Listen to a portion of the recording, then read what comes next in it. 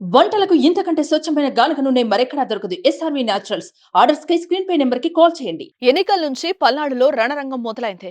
గొడవలు, కొట్లాటలతో కురుక్షేత్రంగా మారింది.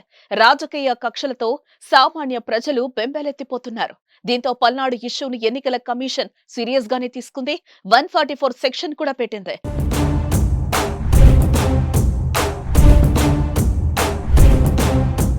సీఎస్ డీజీపీను ఢిల్లీ పిలిపించుకుని వివరణ తీసుకున్న ఈసీ అక్కడ జరిగిన గొడవలను అరికట్టడంలో విఫలమయ్యారంటూ జిల్లా కలెక్టర్ ఎస్పీను బదిలీ చేసింది ఈసీ. అల్లర్ల వల్ల గృహ నిర్బంధంలో ఉన్న వైసీపీ ఎమ్మెల్యే పిన్నెల్లి రామకృష్ణారెడ్డి అజ్ఞాతంలోకి వెళ్లిపోయారు. అయితే కారంపూడిలో జరిగిన అల్లర్ల నేపథ్యంలో అరెస్టు తప్పదని భావించిన పిన్నెల్లి బ్రదర్స్ అజ్ఞాతంలోకి వెళ్లిపోయినట్లుగా తెలుస్తోంది.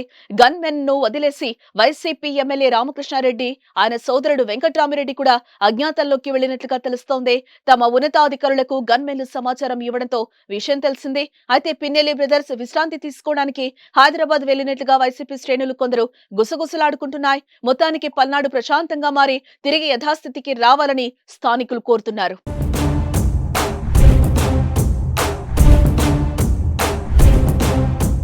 సుమన్ టీవీలో మీ పర్సనల్ అండ్ బిజినెస్ ప్రమోషన్స్ కోసం కింది నెంబర్కి కాంటాక్ట్ చేయండి.